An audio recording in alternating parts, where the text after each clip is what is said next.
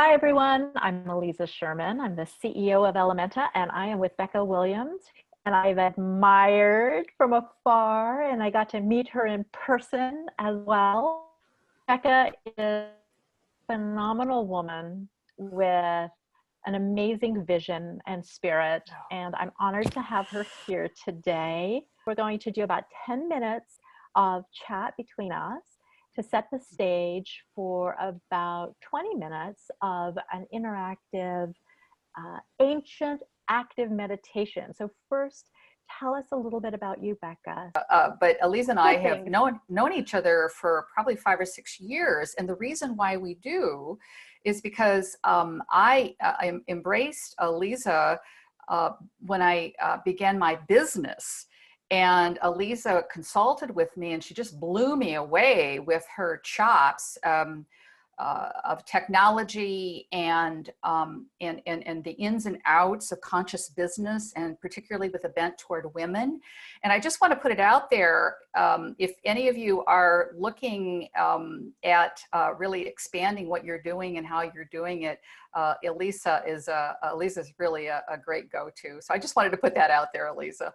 Thank you. That was Are you still consulting? I guess I should have asked that first. Yeah, so we are doing everything from these online events, and then I consult on online marketing, content development, community building. So I still do that, and I love that, and I love the clients I've been working with. It's gotten tough. A lot of the clients that we had been working with have dropped off because the first thing that goes is marketing. But those who have stuck around, we're just supporting each other, working together. So I'm grateful for that. And the deep dive around the how-tos of a business, you are really on the edge, and particularly online business and technology, as you've said. So I just wanted to put that out there for everybody. So to circle back to what you asked, I consider myself a teacher of emotional recovery and trauma recovery. You could say that I specialize in emotions. Actually, I teach the language of emotions. And it's very important to feel what we're feeling, and I'll talk a little bit about that. And I think the best way that all of us can relate to this is, say that we're going along and somebody says something or does something, or we just get this errant thought in our head and we get triggered. And we get flooded with these emotions that come up and just kind of bowl us over. It can be an emotional cascade. And, when was the last time something like this happened to you? It can be very frequent. For me, back in the day, it was every day, many times during the course of the day, or it can be less frequent. But they come up, they're scary, and what we want to do is run from them, because difficult emotions can be so painful. And in fact, research has shown that emotional pain is just as painful as physical pain. So in my shoulder, I may have site-specific pain, but when we feel emotional pain, it moves through our entire body. And I think too that I've learned over time that emotional pain can cause legitimate physical pain. That so many of the pains that we have, women, I've been told, carrying the pain in our shoulder as women is because we're shouldering the pain of our loved ones. Yes, well said. I have pain in my neck from technology, but it's so funny in a way. Sometimes I laugh. I have pain in my neck because it is a pain in my neck. The stress is a pain in my neck. So I know we want to get to our interactive meditation. So I think that really the next question to focus on, besides your background and what you are teaching, is you're going to give us a demonstration of ancient active meditation. Can you define that for us? Explain what we will be experiencing. shortly. No question. So what we do in my work is the most efficient and effective way that I have discovered to release emotional pain. And you are absolutely right that physical pain can lead to emotional pain, and it's cutting edge science. They know now that it can go the other way also. So what we really want to do is focus on the difficult emotions that come up, so that we, as I say, can meet them and greet them so that we can release them. And so one would ask, why do we want to feel our feelings so deeply? And the answer is because if we don't, they will never leave us. We do all kinds of things to get out from under them, saying and doing all kinds of things that we often regret. Emotions take over and they cloud our judgment. And also they feel so awful a lot of the time that many people turn to addictions to numb them. So emotional liberation is this method to feel our feelings and be with them. And we are going to do this very shortly. So I just want to say we feel our feelings by staying present with them. And this work, emotional liberation, is the intersection of, as a clinician, I say it's the intersection of Western science, and I do like science, but it actually embraces and endorses Eastern ancient meditation practices.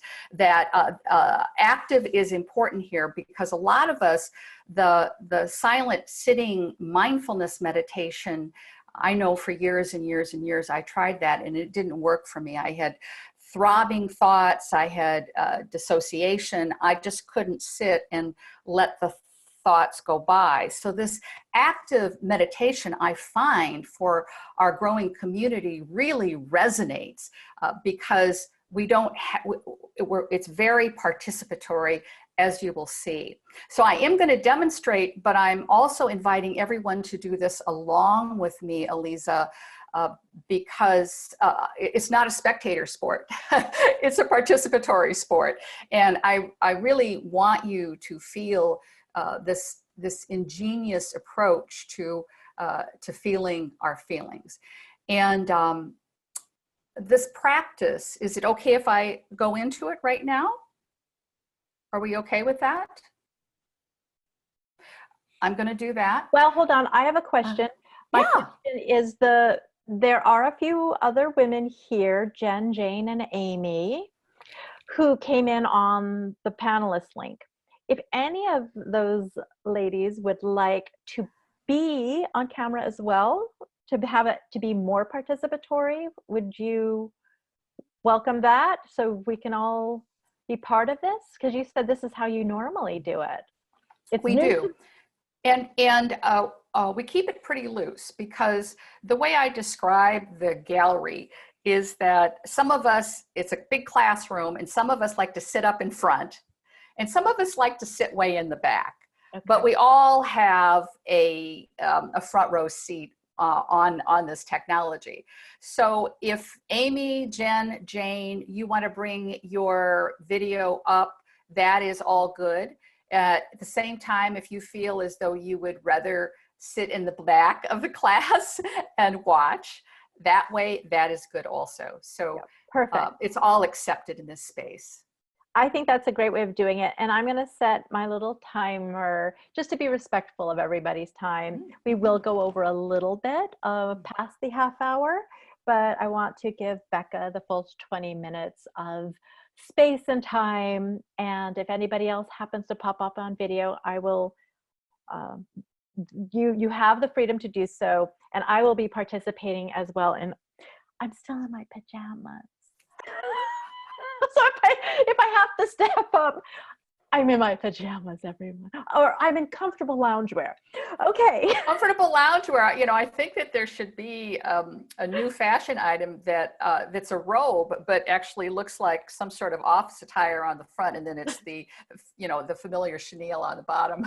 Nice. I like it. I'm going to mute myself now and turn the floor over to you, and I will then come back on live with voice once the alarm goes off again, only just to be respectful of everybody's time right now. Beautiful. So Thank you, Elisa. you. So I would like to invite everybody to get situated and settled. And if you are in a chair, make sure that your feet are planted firmly on the ground and that your back is straight. So if you're in a lazy boy, don't be lazy. Make sure you're sitting up straight. You can put a pillow behind your lower back. The idea is to keep your spine straight. The shoulders are back, which opens up the chest and makes for a very spacious heart and a lot of space for our breath work here. And you're going to be experiencing a very powerful breath that relieves anxiety and it detoxifies too. And it also gives power and strength and vitality, and it clears anger too. And frustration and agitation are all a form of anger.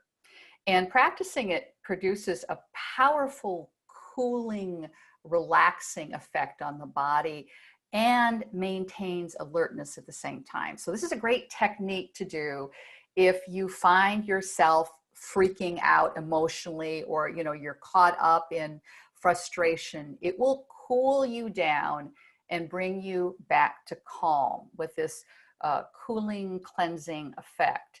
And when I teach short pieces like this, I like to offer up what I call back pocket practices. And this is a wonderful back pocket practice. You can put 3 minutes all the way up to 11 minutes on your timer on your phone and do this by yourself. Every day, I firmly encourage that we do a practice like this every day, because it actually strengthens the nervous system and gives you the strength to feel what's coming up and the awareness to feel what it is. All right. So I want you to get situated and settled in your chair, yes, and lift the chest and the sternum up while lengthening the back of the neck. And then you do that by pulling the chin toward the back of the neck, okay? So the neck, throat, and the face muscles remain relaxed. And you're in a comfortable position. You're just in a very attentive position, okay? So we're going to use a cooling breath to give you some control over the heat of your emotions. And then we're going to use the emotional liberation approach for arriving at a solution for something that may be knocking on your head. So the breath goes like this. You're going to roll your tongue into a U and put it about halfway out, so it looks like this. I've gotten way beyond looking funny in these demonstrations. So not everybody can roll their tongue, but do the best that you can. Yeah. And put it about halfway out so that the tip of the tongue is just outside of the lips. And your lips are rounded in this rounded shape with the tongue coming through. And it's going to act like a little straw that you can inhale deeply through with your rolled tongue, okay? So what you're going to be doing, and you'll feel as you breathe in the air through your tongue, consider it like a little straw. You're going to feel it cool in the back of your throat. And it's going to be a long, full breath through that straw. And then you're going to exhale through the nose, okay? So the tongue in the mouth, you're going to relax as you exhale through the nose. So it looks and sounds like this.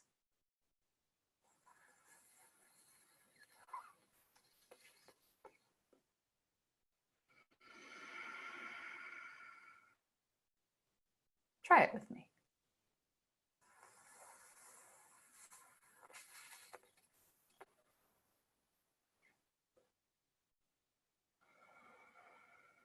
When you exhale, your tongue goes in as you exhale through the nose, okay? And your eyes are going to be closed the entire time. And this breath is deep and slow, long and full, and even. And we're going to use this breath to create some calm clarity, okay? So I want you to begin. I'm going to watch the time for us. And you can begin Now,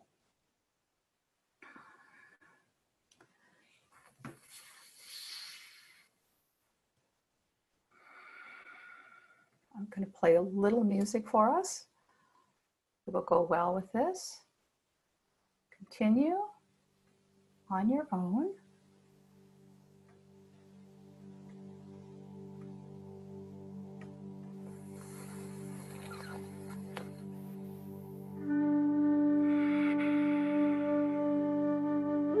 Good.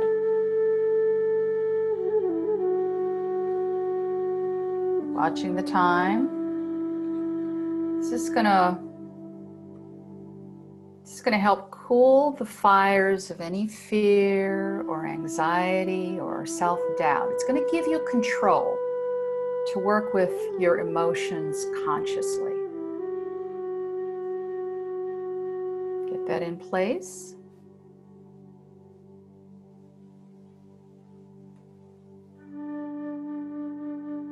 Good.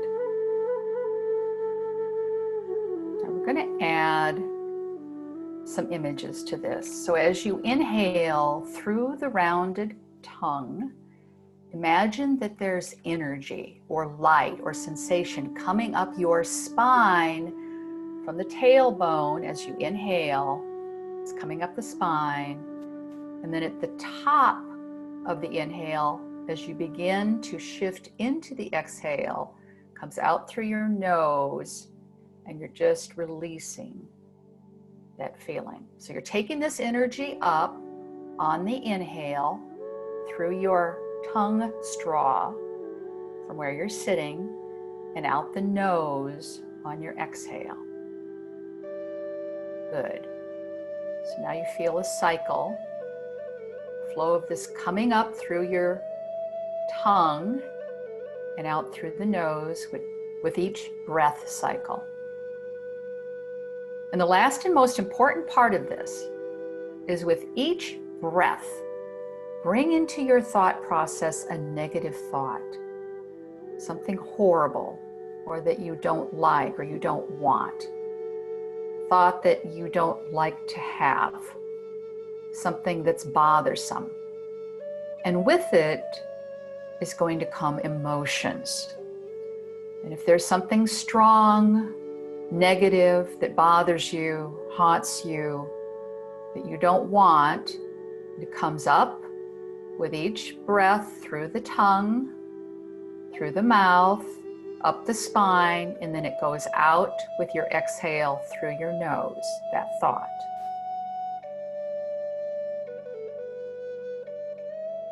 The very next inhale through your rounded tongue, you bring a new thought in. It can be the same one over and over and over again, or it can be a new one every time. Let your creativity flow. It'll just start coming out of your subconscious.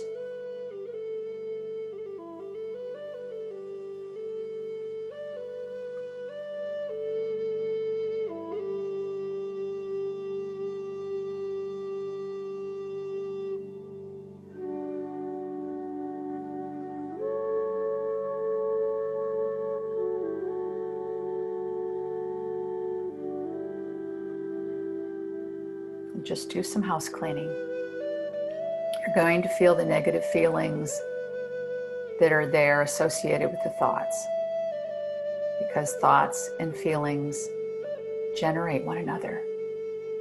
But then you exhale it out through the nose.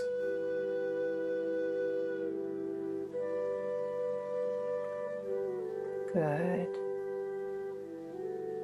So what kind of thoughts are you finding? Things that bother you, old memories, people who you're mad at, things that you don't like about yourself or somebody else that you're frustrated with. Just all the burden of these heavy thoughts. Now, they were all meant to protect you. When you're not listening to your emotions, these thoughts just keep storing up and they harangue you. So you're taking a few minutes now to give them your total attention. Don't let the mind trick you to getting bored. Oh, I'm done, that's all.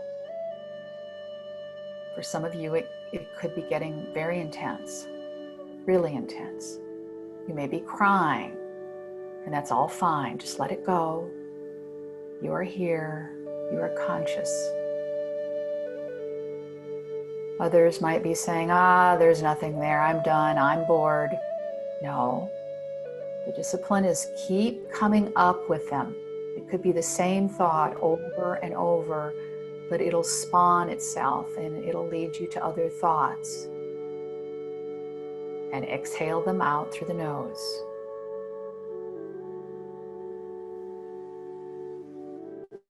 Good.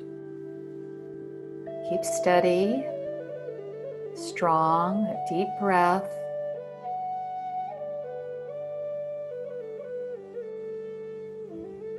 Dig it out. Dig it all out. Could be decades of unaddressed fears and dangers and problems. And you might not be able to tell what's current anymore. So we want to clean it out. All this old stuff that's been burdening you. This is helping you clear. You may not be able to see it now, but every one of these thoughts has a protective intention in mind. Maybe you can begin to see that. That even your wildest negative thoughts are like an alarm bell ringing. Something to wake you up and get you out of there. And you're listening now.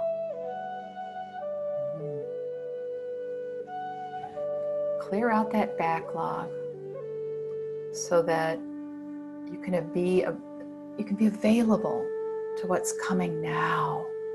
You can be up to date. And you're also reestablishing the bond, the trust, the communication with that deep inner well of knowledge, your intuition, your soul. And it may be in this short time you'll begin to see the value of these negative thoughts and begin to heal that relationship with them so that you can listen and honor the messages that come up. Be responsive. Bring you back to safety, and peace, and relaxation. Calm, pleasant love. Get back quickly.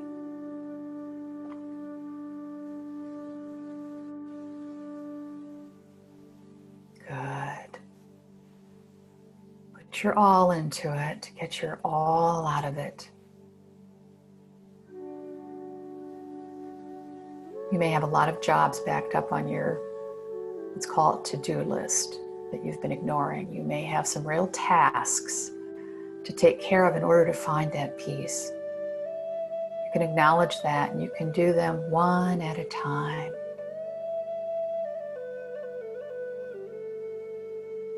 So we're going to finish up, continue right now.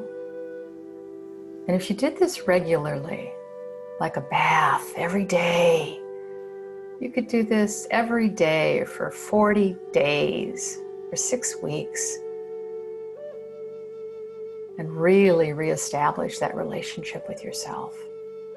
But let's see what our time will do for you today, okay? To bring you up to date, clear things up, and bring your attention back to taking care of yourself right here, right now.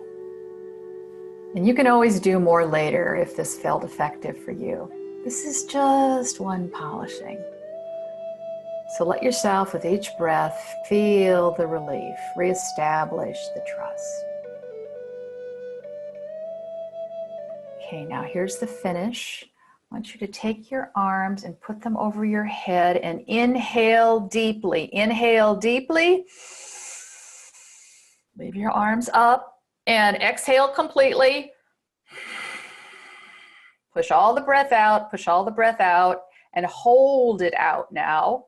Hold it out And while you're doing that, squeeze your body tight, especially the muscles of the spine. Squeeze the back muscles and imagine your spine is like a rod of steel. And powerfully now, blow the breath out through your mouth. Inhale again, stretch up the entire length of the arms. Now your whole upper torso, squeeze, squeeze, squeeze it tight, squeeze it tight, squeeze it tight. Good, good. Use the root lock too, tighten it all up, tighten it up, and now blow it out through the mouth. Inhale again, one last time, inhale. Now see that rod of steel up your spine. It's white hot, it's stiff, it's strong, straight. Whole upper body is tight, even your face. And now blow it out, blow it out. Relax your hands to your lap. Relax, eyes are closed, relax. Relax, feel the space, the calm, empty. Safety. Just take a few moments here and land and sit calmly in stillness. And assessing now, or maybe once we wrap up here, what you've done, what you've seen, what you've learned, and what you might yet need to do. And if you have a journal, it's always good to take a few notes. So just come back, and be with us. I'm back. Welcome back. Thank you. Wow. I always go into these things sometimes with some kind of degree, not of skepticism, maybe it's resistance, maybe it's my logical mind going, what can this do? And I do the heart opening, and I'm always amazed. That was way more powerful than I thought it would be. And we also, I can speak this in Ellementa because we all honor and acknowledge the cannabis plant. It often amplifies a lot of my groups and clients believe it amplifies for them the feelings, and it also relaxes, makes more spacious, so that you can actually lean into the feelings, and it makes it even more effective. Interesting. I'm in a place right now where I don't have my own medicine with me. And I thought about, gosh, I wonder if they deliver here in Washington State, where I am at the moment. Thinking about that, but I do have CBD, which for me is an anti-anxiety and an anti-inflammatory. And I do find that my own emotions and stress have caused a lot of inflammation in my body. And it seems like this could be a great release for that. So not just emotionally, spiritually cleansing, but also that physiological stuff, like it's flushing stuff out. Oh, absolutely. In fact, thank you for reminding me to encourage everyone to drink a lot of water, because there will be a lot of psychic junk moving through. So over the next 24 hours, make sure that you drink more water than you normally would, and be easy on yourself. You'll be in a space right now to be easy on yourself. Marguerite asks, good. You saw the question. Okay. Yes. Whether it's just for women, no, this is our gathering, we got a place here for us women, but no, this is for men, women, and in fact, if I might, we are doing regular Thursday evening, what we're calling adulting adventures of active meditation and cannabis. and that is 6 p.m. on the West Coast and 9 p.m. on the East Coast. And you can actually go to my website. I can put that in there. Yeah, please type in your website so everyone does know how to reach you. And yeah, and make sure you send me a little tickler, because we're going to be emailing out the recordings from the last 2 months of events. And I can include something about your events in there as well. Oh, thank you. I misspelled my name. I was just gonna say, that's not how you spell your name, Becca. Yeah, maybe I should put my reading glasses on. Oh, the vanity of it all. Oh, there we go. There we go. I got it. I got it too. You did it too. Okay, good. Yeah, that was, I just see a comment from Emilia saying it was wonderful. Yeah, that was really intense. That whole tongue breathing thing, I've never heard of it before.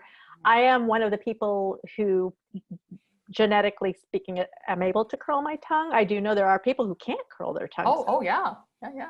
Yeah. So that, I didn't know what to do with my hands. That was a question. I had them like this, then I had them like this. My hands felt kind of awkward. What do we do with our hands when we're sitting through this? Yeah, this particular practice doesn't call for any particular hand movement, or what we call a mudra. And in this instance, if you wanted to just put them in your lap, it's always nice to be able to cradle your right hand in your left hand and put it on your lap. That just feels good and comforting, you know. Mm-hmm. Or you can actually sit in Gyan Mudra with those on your knees. That's the typical yogic approach to sitting. But this, as you can tell, is more meditation. In the Western mind, we think of yoga as form and flow on a mat, and this is very much about breath work. Mm-hmm. Mm-hmm. Yeah, and the cooling thing, I had never felt cooling when I do yoga breaths before, and literally that straw thing, I really felt cooled, and I found that really interesting. Mm-hmm. Mm-hmm. Yeah, and all of our practices, there's about 60 of them, these active practices that are Kundalini-like, and actually they correlate to our various emotions. We have a palette of 7 emotions, and including anxiety, including self-doubt, which is also shame, anger, depression, grief, guilt. And our practices call for doing different breaths. So we might hold on the inhale, we might hold on the exhale. We do segmenting breaths. And what we're doing, usually our autonomic nervous system breathes us, right? I mean, how often do we think about breath? It just breathes us, gets us through our life.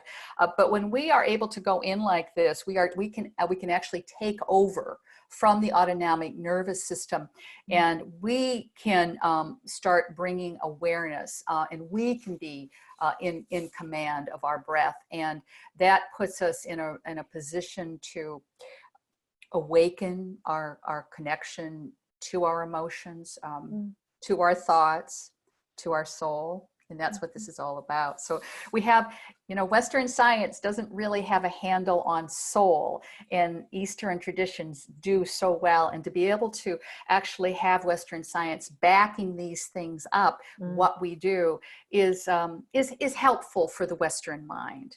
Yeah. Yeah. And the idea of aligning and cleansing. And one thing an energy worker who has worked on me mostly last year had said that I personally am very separated between head and heart.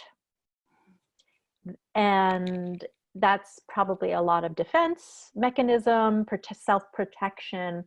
But she spent many, many months trying to help me release that and unite head and heart. And something like this, it seems to immediately reveal those fears and those emotions that act as blockades between that. And so it's almost like just sort of opening and opening. And I think my biggest fear has been, well, gosh, if I get in touch with that, if I face that and really own up to that, it's going to be like the dam breaking open, and then all heck will break loose, and I won't be able to put it all back in where it Oh, that belongs. is, yeah, that's such a wonderful point that you make, because what we do with these ancient active practices is we strengthen our nervous system. So by virtue of strengthening our nervous system, because we're all running around with these 90-pound weakling nervous systems. And so we can't bring up emotions, because remember, they're as painful as physical pain is concerned. And so what we need to do is fortify ourselves. So by virtue of doing as little as 11 minutes a day as part of this emotional liberation method, we strengthen our nervous system, so we're able to bring the emotions up and feel them. So the strength and the awareness. And the closest thing, Aliza, that I can compare it to is the Wim Hof method. Are you familiar with Wim Hof? Maybe some on the call are.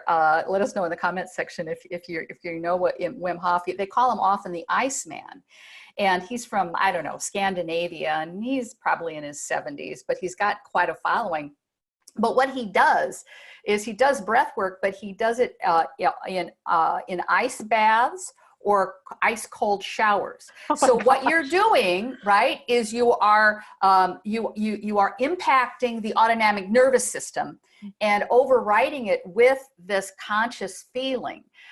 I'm not, I'm not a cold shower kind of gal, but this stuff really really works, and interestingly, as little as 11 minutes a day. Wow. Wow. Okay. I like it. I like it. I mean, well, it's interesting to say that I like it. It was a little difficult. It was a little bit, once I realized, oh boy, this works. There was definitely a little bit of fear and trepidation there. Yeah. We don't invite our feelings up, our emotions up. So I often say it's like a Jewish deli. It's, you're in line, you go, me next, you have the number and you go, me next, me next, me next. And that's the feelings, the emotions that come up. So in the emotional liberation coursework, the master course, we actually, month by month, we take on one emotion and learn it. And practice it, and then by the end of month, the ninth month, there's 7 emotions, but by the end of the coursework, we are very well aware and fluent with the language of emotions. So when something comes up, we say, "Oh, that's the shame that the self-doubt that's so often." This is one that comes up for me. Self-doubt, which is, there's a whole story, right? There's a whole story how it's associated with our childhood and how our caregivers, they might have been too busy taking care of themselves. They might have abused their power with us. For me, it was my upbringing was a volatile and dangerous place. I had an alcoholic mother, and there was a lot of abuse, but we know that trauma is, the emotions that come up are anchored into trauma. So this work, my work is emotional recovery and trauma recovery. We are bringing up that trauma so that we can release it.